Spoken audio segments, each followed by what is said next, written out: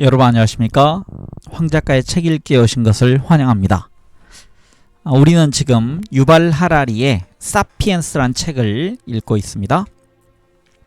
오늘 읽을 장은요, 지금 13번째 장인데 굉장히 짧습니다. 그래서 오늘은 책 읽기가 빨리 끝납니다. 여러분 기뻐하시기 바랍니다. 마치 학교 다닐 때 단축 수업 받은 느낌, 갑자기 오후 수업이 없어진 느낌으로 즐거이 경청하시기 바랍니다. 네, 13번째 장 성공의 비결이란 부분을 읽어가도록 하겠습니다. 책의 336쪽입니다. 많이 읽었네요. 성공의 비결. 상업, 제국 그리고 보편 종교는 모든 대륙의 사실상 모든 사피엔스를 오늘날 우리가 사는 지구촌 세상으로 끌어들였다. 이런 팽창과 통일 과정이 단선적이었다거나 중단된 적이 없었다는 것은 아니지만 큰 그림을 보면 다수의 작은 문화에서 몇 개의 큰 문화로 마지막에는 하나의 전 지구적 사회로 이행하는 것은 아마도 인간사 역학에 따른 필연적 결과일 것이다. 하지만 지구촌 사회가 필연적이었다고 해서 최종 결과가 지금 우리가 사는 특별한 종류의 지구촌 사회처럼 되어야 한다는 법은 없다. 우리는 분명 다른 결과도 상상할 수 있다. 왜 덴마크어가 아닌 영어가 이렇게 널리 퍼졌을까? 세계의 기독교 신자는 약 20억 명, 무슬림은 12억 5천만 명, 조로아스터교인은 15만 명, 마니교 신자는 0명인 이유는 무엇일까? 만일 1만 년 전으로 시간을 거슬러 올라가 이 과정을 다시 진행한다면 그래도 매번 1신교가 등장하고 2신교가 쇠퇴하는 것을 보게 될까? 그런 실험을 할 수 없기 때문에 우리는 진짜 답을 알 수 없다. 하지만 역사의 핵심적 특징 두 가지를 연구함으로써 단서를 찾아볼 수는 있다. 다음 소제목이 나옵니다. 사후 깨달음의 오류. 역사상 모든 지점은 교차로다. 우리가 과거에서 현재로 밟아온 길은 하나의 갈래였지만 여기서부터 미래로는 무수히 많은 갈래의 길이 나 있다. 이 중 일부는 더 넓고 평탄하며 이정표도 잘 되어 있기 때문에 선택할 가능성도 더 크지만 때때로 역사는 또는 역사를 만든 사람들은 예상을 벗어나서 움직인다. 4세기가 시작할 무렵 로마 제국 앞에는 다양한 종교적 선택의 가능성이 펼쳐져 있었다. 제국은 전통적인 다채로운 다신교를 고수할 수도 있었다. 하지만 콘스탄티누스 대제는 내란으로 갈기갈기 찢겼던 지난 세기를 돌아보면서 분명한 교리를 지닌 단일 종교를 믿으면 다양한 인종으로 구성된 제국을 통합하는 데 도움이 되지 않을까 하고 생각했던 것 같다. 그렇다면 그는 당대에 있었던 수많은 종교 중 하나를 국교로 삼을 수 있었다. 마니교, 미트라교, 이시스교나 키벨레교, 조로아스터교, 유대교, 심지어 불교도 선택할 수 있었다. 그런데 왜 그는 예수를 선택했을까? 기독교 신학에 뭔가 개인적으로 끌리는 부분이 있어서였을까? 아니면 자신의 목적에 부합한다고 생각한 어떤 신앙적 측면이 있었던 것일까? 그가 어떤 종교적 경험을 했던 걸까? 아니면 기독교가 빠르게 신도를 늘리고 있으니 거기에 편승하는 게 최선이라는 조언을 들었던 것일까? 역사학자들은 추측은 할 수 있지만 정확히 답을 내놓지 못한다. 기독교가 어떻게 로마 제국을 접수했는지 서술할 수 있지만 어째서 이 특정한 가능성이 현실화한 것인지는 설명할 수 없다. 어떻게를 서술하는 것과 왜를 설명하는 것은 뭐가 다를까? 왜를 설명한다는 것은 왜 다른 사건이 아니라 하필 이 사건이 일어났는지를 설명할 수 있는 인과관계를 찾는다는 것을 의미한다. 일부 학자들은 실제로 기독교의 발흥 같은 사건의 결정론적 설명을 제시한다. 이들은 인간사를 생물학적, 생태학적 혹은 경제적 힘의 작용으로 설명하려 한다. 이들은 로마가 지배했던 지중해 연안의 지리적, 유전적, 경제적인 뭔가가 필연적으로 일신론의 발흥을 가져왔다고 주장한다. 하지만 대부분의 역사학자들은 이런 결정론적 이론에 회의적이다. 학문 분과로서의 역사학이 지닌 가장 뚜렷한 특징 중 하나는 특정한 역사 시대에 대해 많이 알면 알수록 왜 하필 일이 그런 식으로 전개되었으며 다른 식으로는 전개되지 않았는지를 설명하기가 점점 더 어려워진다는 점이다. 특정 시대에 대해 피상적인 지식만 있는 사람은 실제로 실현된 가능성에만 초점을 맞추는 경향이 있다. 이들은 사후의 깨달음을 근거로 어째서 그런 결과가 필연적으로 일어날 수밖에 없었는지를 증명도 반증도 불가능한 이론으로 설명한다. 반면에 해당 시대에 대해 더 깊이 알고 있는 사람들은 실제로 진행되지 않은 경과를 훨씬 많이 인식하고 있다. 사실 그 시대를 가장 잘 아는 사람들, 다시 말해 그 시대에 살았던 사람들이야말로 그 시대를 가장 모르는 사람들이다. 사후의 깨달음에 의해 필연적인 것처럼 보이는 것이 정작 그 시대에는 전혀 명백하지 않은 일이었다. 이 역사의 철칙은 오늘날에도 그대로 적용된다. 우리는 글로벌 경제 위기에서 벗어난 것인가?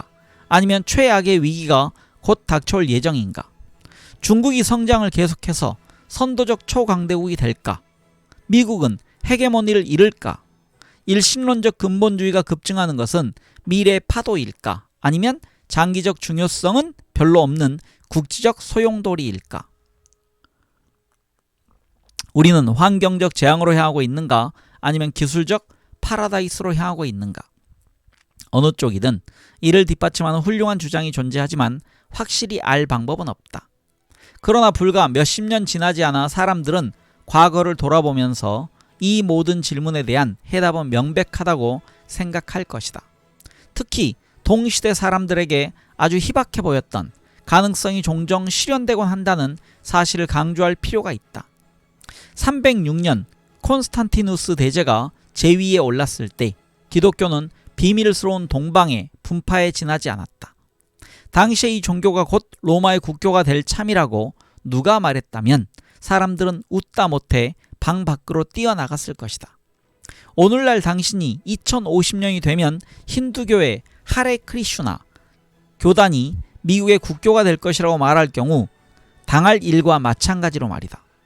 1913년 10월 볼셰비키는 러시아의 작은 급진주의 파벌에 지나지 않았다. 이성이 있는 사람이라면 이 파벌이 불과 4년 내에 이 나라를 접수하리라고는 예측하지 않았을 것이다.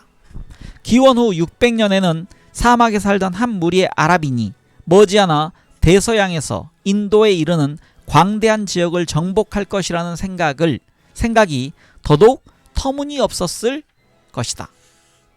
실제로 만일 비잔틴 제국의 군대가 이슬람의 첫 맹공을 격퇴할 수 있었다면 이슬람교는 오늘날 한 줌의 전문가들만이 아는 무명의 종교로 남아 있었을 것이다. 만일 그랬다면 학자들은 메카의 중년 상인에게 내려진 계시를 기반으로 한 신앙이 어째서 널리 퍼질 수 없었는지를 매우 쉽게 설명할 수 있었을 것이다. 모든 일이 가능하다는 말은 아니다. 지리적, 생물학적, 경제적 힘은 제약을 만들어낸다. 하지만 그 제약 속에 또 어떤 결정론적 법칙에도 매이지 않는 것처럼 보이는 놀라운 일이 전개될 여지는 매우 많다. 이런 결론은 역사가 결정론적이기를 바라는 많은 사람들을 실망시킨다. 결정론은 호소력이 있다. 우리가 사는 세상과 우리의 믿음은 우리가 국민국가에 살며 자본주의 원리에 따라 경제를 조직하고 인권을 열렬하게 신봉하는 것은 역사의 자연스럽고 필연적인 결과라는 것을 시사하기 때문이다. 역사가 결정론적이지 않다고 인정하는 것은 오늘날 대부분의 사람들이 믿는 민족주의, 자본주의, 인권이 우연에 불과하다고 인정하는 것이나 마찬가지다. 역사는 결정론으로 설명될 수 없는 다시 읽겠습니다. 역사는 결정론으로 설명될 수도 예측될 수도 없다. 역사는 카오스적이기 때문이다. 너무나 많은 힘이 작용하고 있으며 이들 간의 상호작용은 너무 복잡하므로 힘의 크기나 상호작용 방식이 극히 조금만 달라져도 결과에는 막대한 차이가 생긴다. 그뿐만이 아니다. 역사는 이른바 2단계 카오스계다. 여기서 영어로는 레벨 2라고 해놨습니다. 카오스계에는 두 종류가 있다. 1단계 카오스는 자신에 대한 예언에 반응하지 않는 카오스다. 가령 날씨는 1단계 카오스계다. 날씨는 무수히 많은 요인의 작용을 받지만 우리는 점점 더 많은 요인을 고려하는 컴퓨터 모델을 만들어 점점 더 정확하게 예보할 수 있다. 2단계 카오스는 스스로에 대한 예측에 반응하는 카오스다. 그러므로 정확한 예측이 불가능하다. 시장이 그런 예다. 만일 우리가 내일의 석유 가격을 100% 정확히 예측하는 컴퓨터 프로그램을 개발하면 어떤 일이 일어날까? 석유 가격은 예측에 즉각 반응할 것이고 해당 예측은 실현되지 않을 것이다. 현재 가격이 배럴당 90달러인데 내일은 100달러가 될 것이라고 절대적으로 옳은 컴퓨터 프로그램이 예측한다면 어떻게 될까? 거래인들은 그 예측에 따른 이익을 보기 위해 급히 매입 주문을 낼 것이고 그 결과 가격은 내일이 아니라 오늘 배럴당 100달러로 치솟을 것이다. 그러면 내일은 어떤 일이 일어날까? 아무도 모른다. 정치도 2단계 카오스계다. 소련 연구가들은 1989년 혁명을 예측하지 못했고 중동 전문가들은 2011년 아랍의 봄 혁명을 예측하지 못했다. 이를 두고 비난하고 혹평한 사람이 많지만 이런 비난은 공정하지 못하다. 혁명은 그 정의상 예측이 불가능하다. 예상 가능한 혁명은 결코 발생하지 않는다. 왜일까? 지금이 2010년이라고 가정하고 다음과 같은 일을 상상해보자. 천재적인 일부 정치학자들이 컴퓨터 천재들과 손잡고 결코 틀릴 수 없는 컴퓨터 알고리즘을 개발한다. 이 알고리즘을 매력적인 인터페이스와 결합하면 혁명 예측 장치로 시장에 내놓을 수 있다. 이들은 많은 성금을 받고 이집트의 호스니 무바라크 대통령에게 이 서비스를 제공한다. 그리고 자신들의 예측에 의하면 이듬해에 틀림없이 이집트에서 혁명이 일어날 것이라고 말해준다. 그러면 무바라크는 어떻게 반응할까? 가장 가능성이 큰 행동은 즉시 세금을 낮추고 시민들에게 수십억 달러의 지원금을 풀고 만일에 대비해 비밀 경찰을 보강하는 것이다.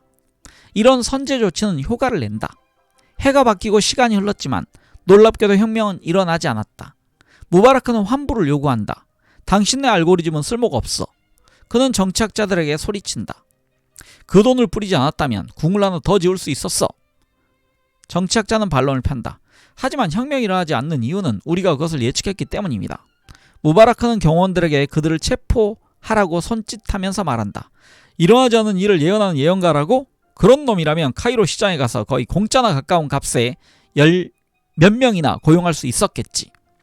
그러면 왜 역사를 연구하는가? 물리학이나 경제학과 달리 역사는 정확한 예측을 하는 수단이 아니다.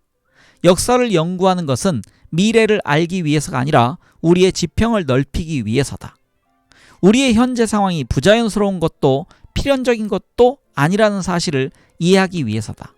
그 결과 우리 앞에는 우리가 상상하는 것보다 더 많은 가능성이 있다는 것을 이해하기 위해서다.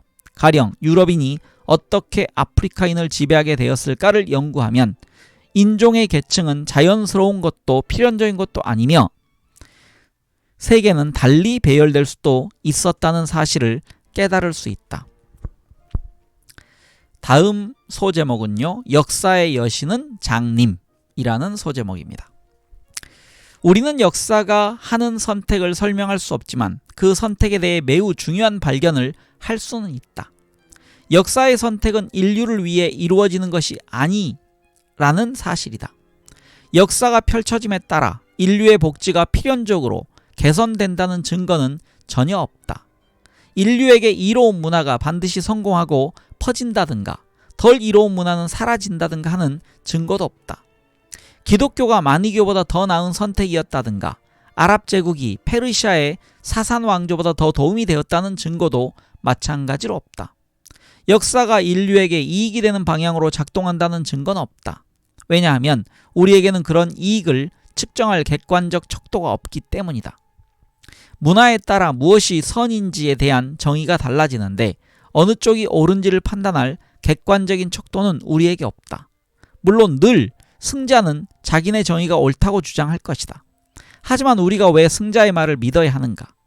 기독교인들은 기독교가 만이교에게 승리한 것이 인류에게 유익했다고 믿는다. 하지만 우리가 기독교 세계관을 받아들이지 않는다면 그들과 의견을 같이 할 이유가 없다. 무슬림들은 사산 왕조 제국이 무슬림의 손에 무너진 것이 인류에게 이익이 되었다고 믿는다. 하지만 이런 이익이 명백한 것은 우리가 무슬림 세계관을 받아들였을 때뿐이다. 어쩌면 기독교나 이슬람교가 사라지고 패배했더라면 우리는 더욱 잘 살았을지도 모른다. 점점 더 많은 학자들이 문화를 일종의 정신적 감염이나 기생충처럼 보고 있다.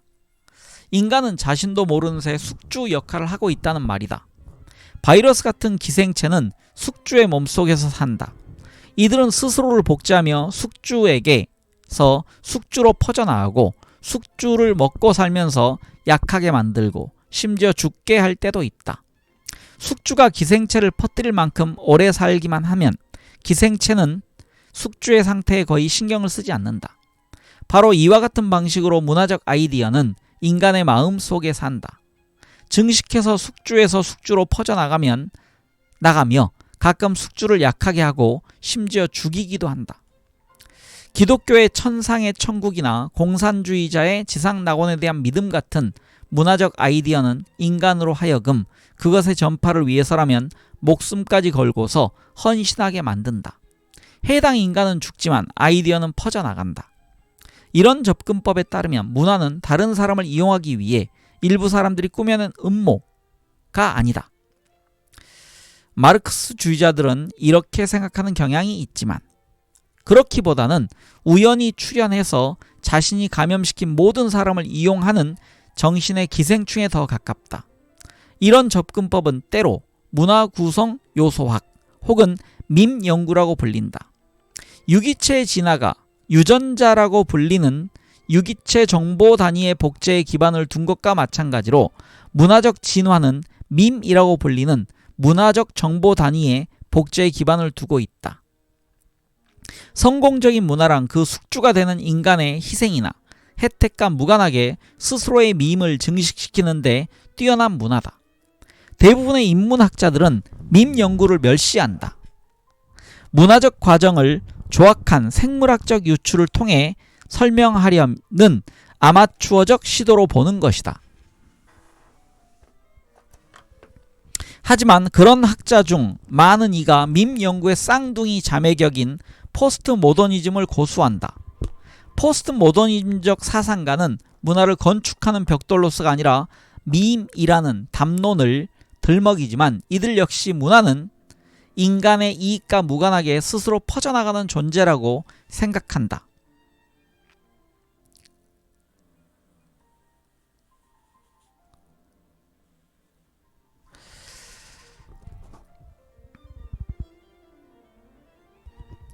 이들은 가령 민족주의를 19세기와 20세기에 퍼져서 전쟁, 압제, 증오, 인종청소를 일으킨 치명적 전염병으로 묘사한다.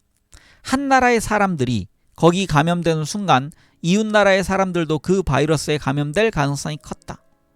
민족주의 바이러스는 스스로가 인간에게 혜택이 된다고 포장했지만 실제로는 주로 자기 자신에게만 이익이 되었다. 사회과학에서도 게임 이론의 비유 아래 비슷한 주장이 흔히 이야기된다. 게임 이론은 다수가 참여하는 게임에서 어떻게 모두에게 해가 되는 시각과 행동 패턴이 뿌리를 내리고 퍼져나간지를 설명해준다. 유명한 예가 군비 경쟁이다. 군비 경쟁은 참여하는 모든 당사국들을 파산시키는 경우가 많다. 그렇다고 군사력의 균형을 실제로 바꾸지도 못하면서 말이다. 파키스탄이 첨단 항공기를 구입하면 인도가 동일한 조치로 대응한다. 인도가 핵폭탄을 개발하면 파키스탄도 그대로 따라한다. 파키스탄이 해군력을 확장하면 인도가 그에 대응한다. 이 과정의 끝에 다다르면 힘의 균형은 과거와 크게 달라지지 않는다. 그동안 교육과 의료에 투자할 수 있었을 수십억 달러가 무기의 구입과 개발에 사용되었을 뿐이다. 하지만 군비 경쟁의 역학은 정하기 힘들다. 군비 경쟁은 하나의 행동 패턴으로서 이 나라에서 저 나라로 바이러스처럼 퍼져 나가며 모두에게 해를 끼친다. 하지만 스스로에게는 이롭다. 생존과 번식이라는 진화적 기준에서 보면 그렇다. 군비 경쟁은 유전자와 마찬가지로 자각이 없다는 점을 기억해두라. 그것이 의식적으로 생존과 번식을 추구하는 것은 아니다. 강력한 역학에 의도치 않은 결과로 그것이 전파되는 것뿐이다. 그것을 무엇이라고 이름 붙이든 게임 이론, 포스트 모더니즘, 밈 연구. 역사의 역학은 인간의 복지를 향상시키는 방향으로 향하고 있는 것은 아니다. 역사상 가장 성공한 문화가 반드시 호모 사피엔스에게 가장 좋은 문화라는 생각은 근거가 없다. 진화와 마찬가지로 역사는 개별 유기체의 행복에 무관심하다. 그리고 개별 인간은 너무나 무지하고 약해서 대개는 역사가 자신에게 유리한 방향으로 전개되도록 영향을 미치지 못한다. 역사는 교차로에서 교차로로 뭔가 알 수 없는 이유 때문에 처음에는 이 경로를 택했다가 다음에는 저 경로로 진입했다 하면서 나아간다. 1500년경 역사는 가장 중대한 선택을 했다.